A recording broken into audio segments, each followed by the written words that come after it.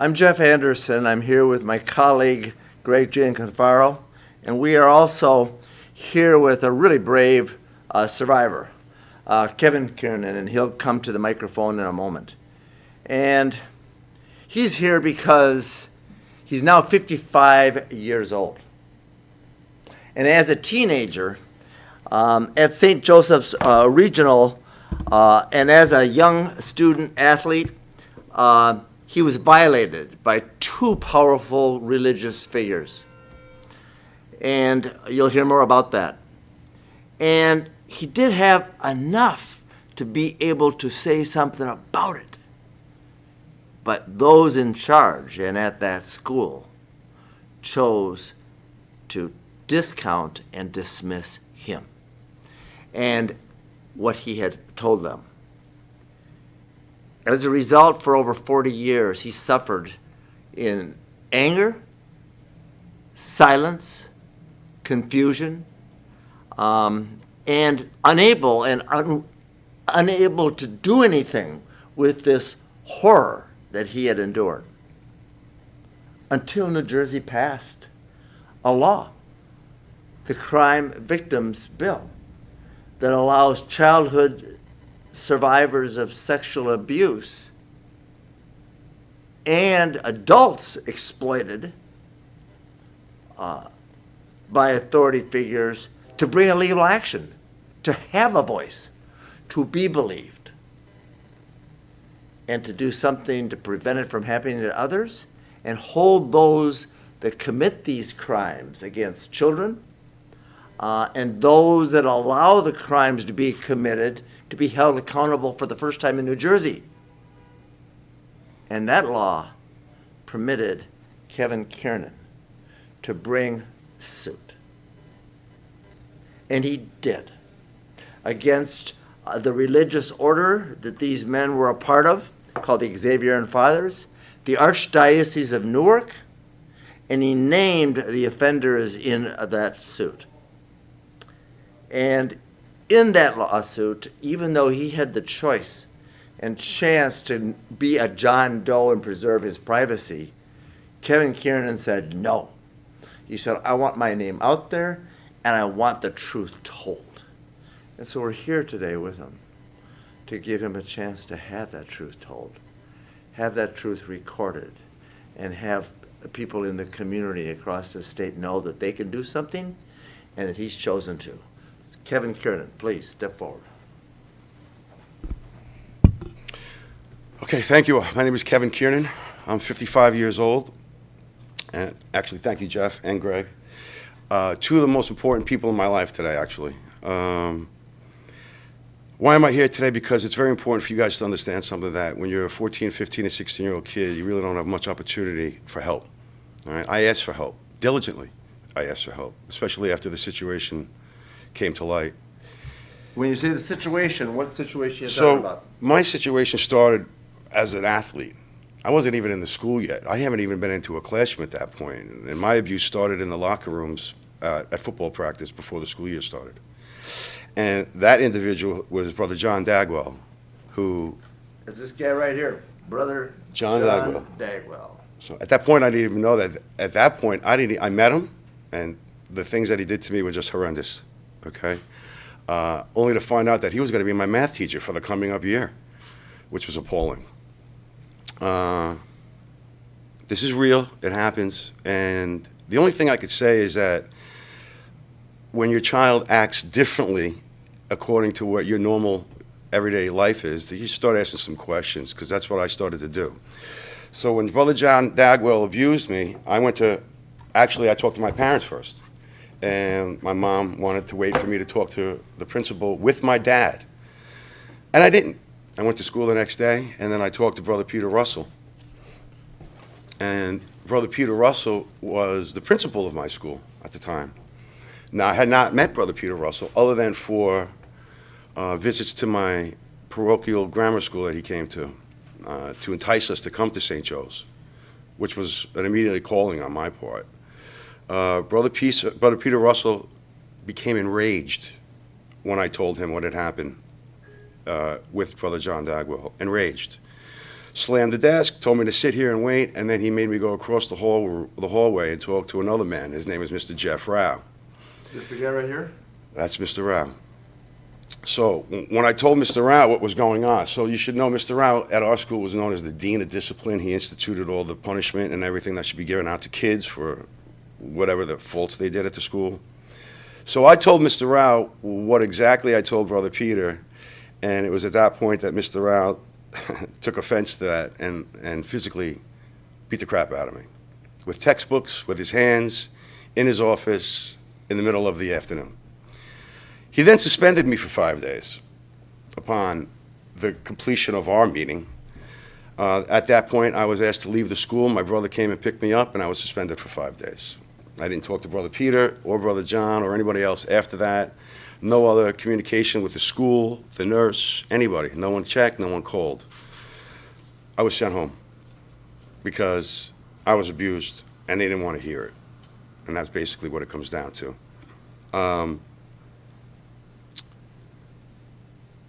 The times that you spend inside your own head after something like this happens is appalling. I actually slept in my car for 3 days. I wouldn't go home. I was devastated. I didn't know what to do. I didn't know who to trust. I didn't know where I can go. So I was by myself for 3 days. I lived in my car.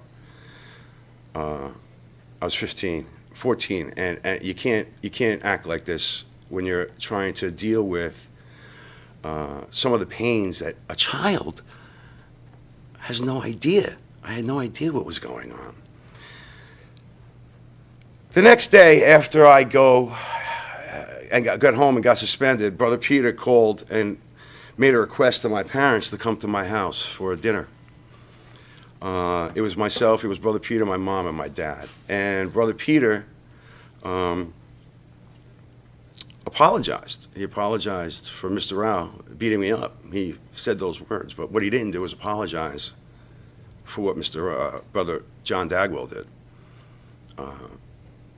which was, to me, I thought the whole credence of the visit was for us to discuss this and what we were going to do about it, how we were going to plan it.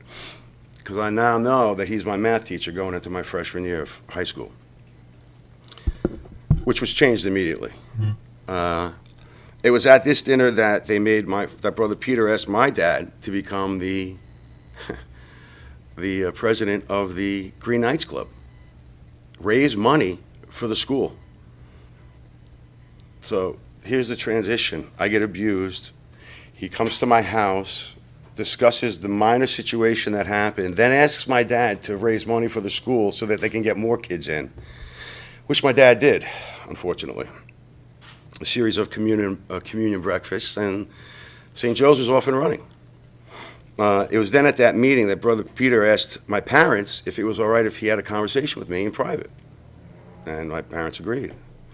So we went downstairs into my family room, which is a huge room with a gigantic fireplace.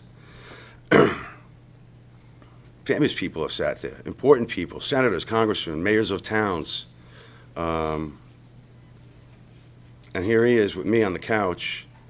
And this is when the sexual abuse started with Brother Peter. In my house, on my couch, while my parents were both upstairs. And then ultimately, this went on for 3 more years. I was removed from Brother John Dagwell's class for my freshman year, put into another class, and then my sophomore year and junior year, that was because I was in the honors program.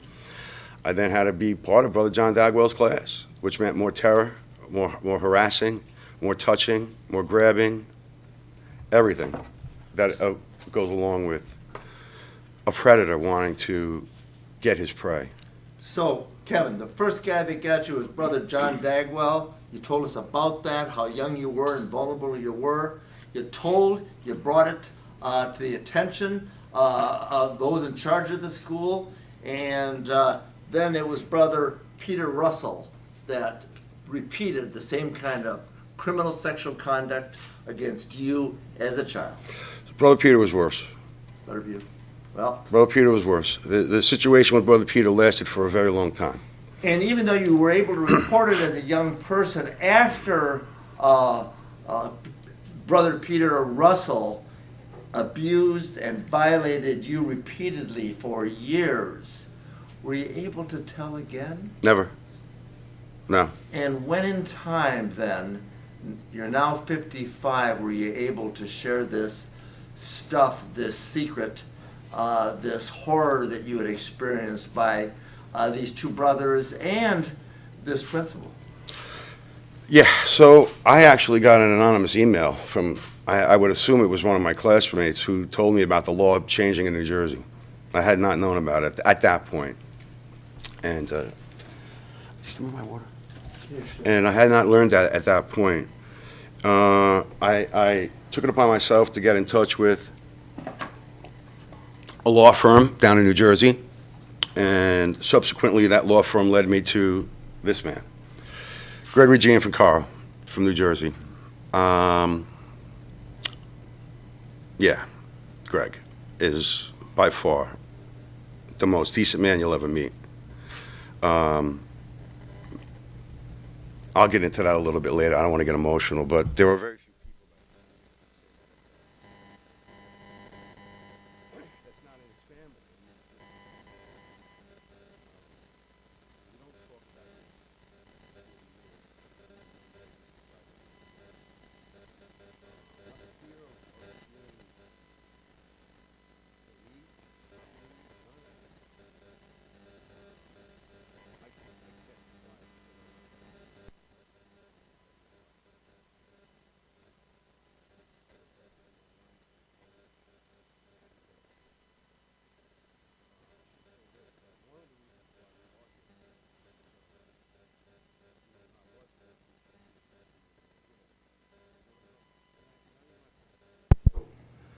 It was kind of a catch-22 for me. And the irony of it all is that, you know, now that I'm 55 years old and I'm more of an adult with some sort of compassion for not only myself, but for other children that are involved in this thing, I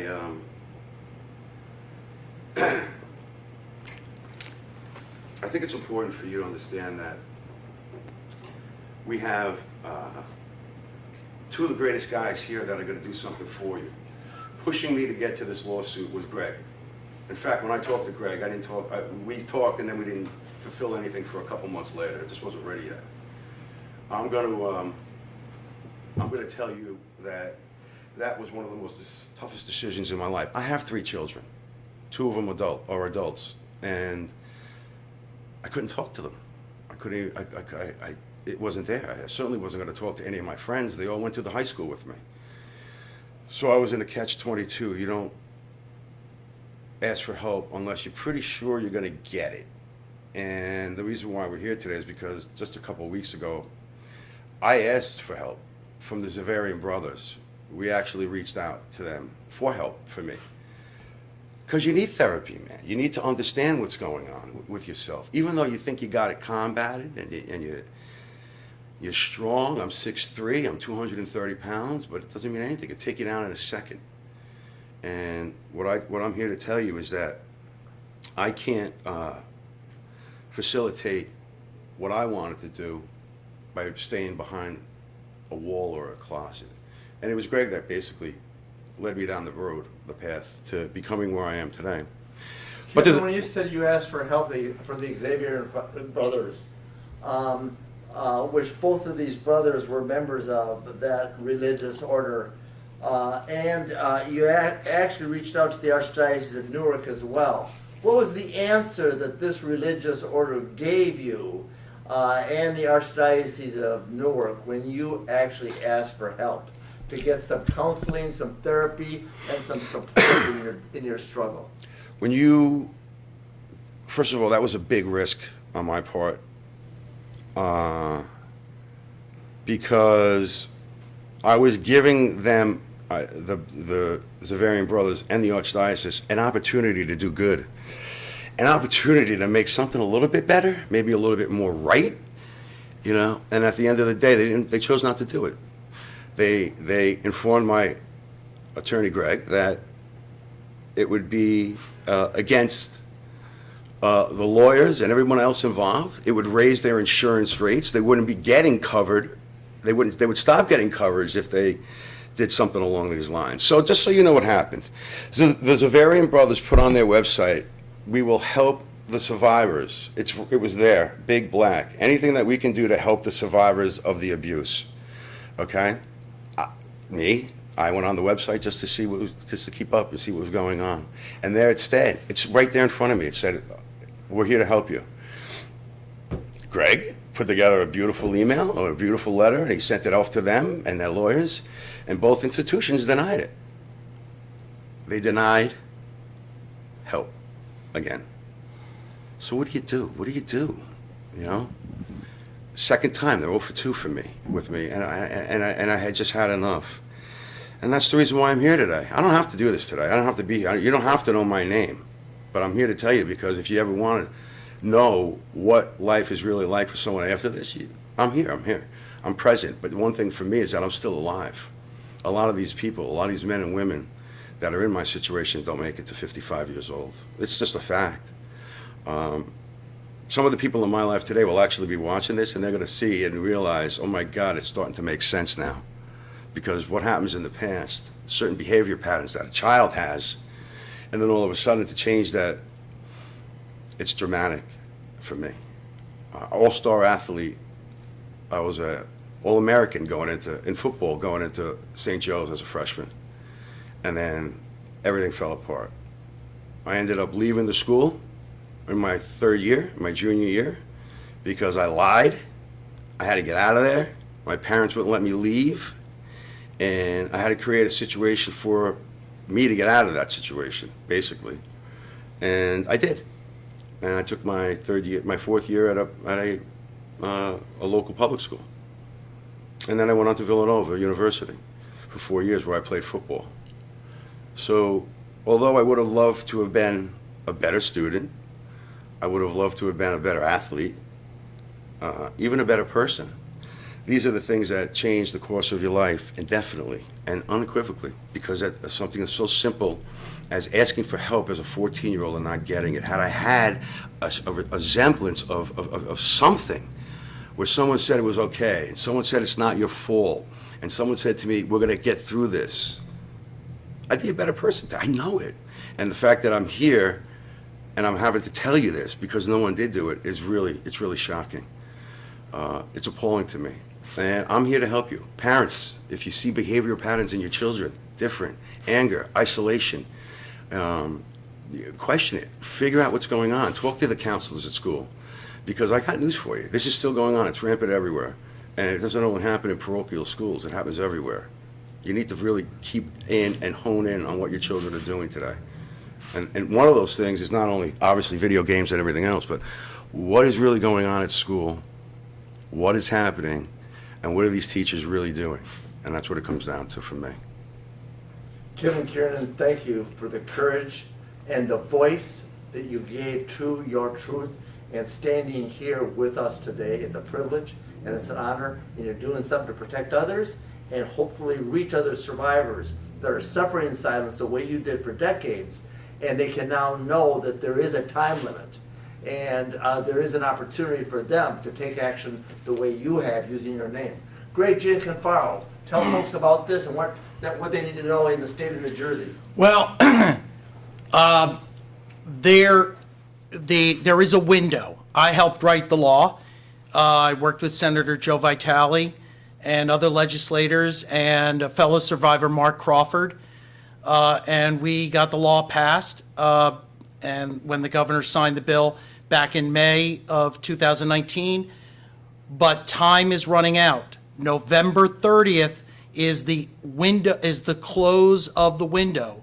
So anybody who wants to bring a cause of action, whether it be against St. Joseph's Regional High School or any priest, any diocese, any public school, any private school, any situation, they have to act now.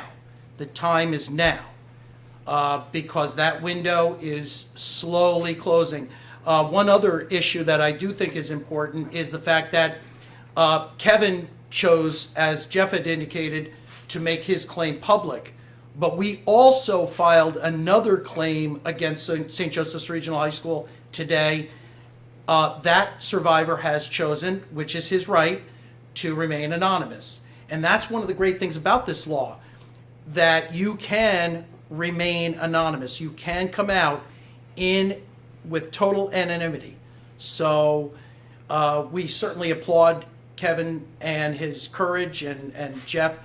One last thing. I was the one, and Kevin is correct, that made the call to the Xaverian Brothers. The Newark Archdiocese had a policy which they reached out and advised me that if you are suing or you wish to consider suing or involved in a lawsuit, then there's no, or settle a lawsuit, there is no coverage. They are not going to pay for counseling. With respect to the Xaverian Brothers, I did reach out. We asked, and exactly for the reasons that Kevin had said, they said no. They said they implied that if Kevin were to give up his lawsuit, they would do it. They would give him counseling. And I just did not think, and I advised Kevin, and of course, that was the most ridiculous condition I've ever heard. But that's the situation, but the time, what I want to leave is, the time is now, November 30th, Jeff. So, as a follow-up to what Greg just said, we filed another suit against Dagwell, the Xaverian Brothers, today. Yes.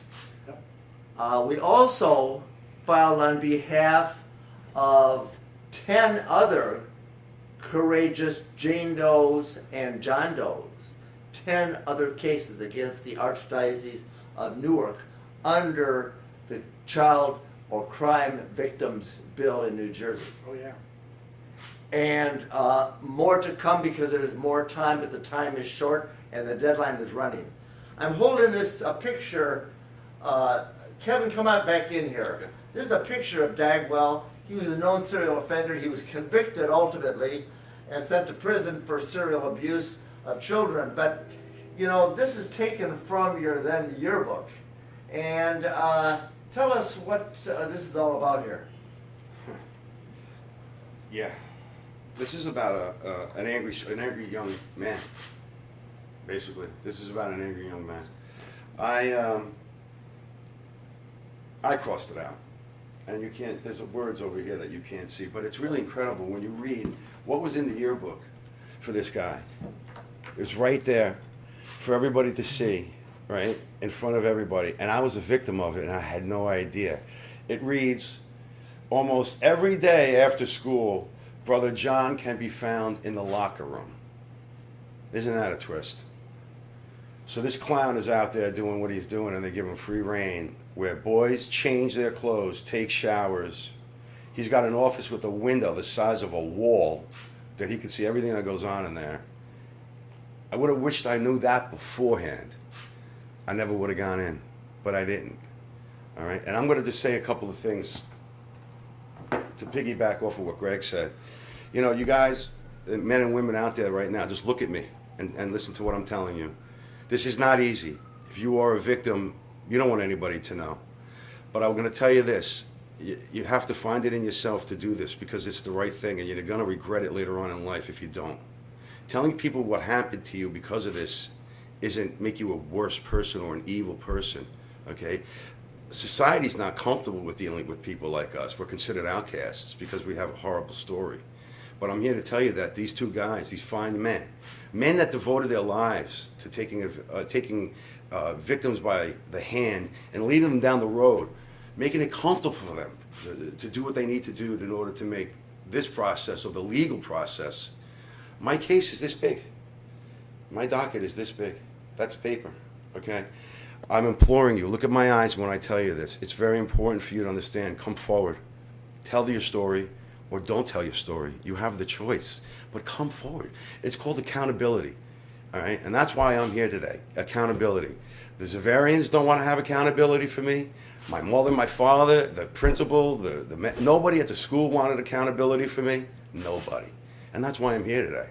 And Greg and Jeff, those two guys will help you earn this credibility. Okay? They're going to get out there for you, and they're going to make it happen for you. Okay? And if you've been in this situation, look at me. I'm telling you, you're going to be fine. You're going to get through it. But make the call. Do what's good for you. Your parents, your children, your friends, none of them matter. You're the only one that matters. Okay? You have to tell your story. All right? And they have my number. You ever need help? You want to talk to somebody? I'm free. I won't charge you. Just give me a call through them, and we'll arrange something. But I'm here to help, and that's why I took my name and put it out there today. My father was a great leader, a great man. He stood for thousands of men, thousands as a union leader in New York City. I would never in my life stand behind a wall, put my name on a document without people knowing who I am and what I look like. I'm me. I'm Kevin Kiernan. This is what they did to me. And now it's time for payback. And the only revenge in this situation is justice.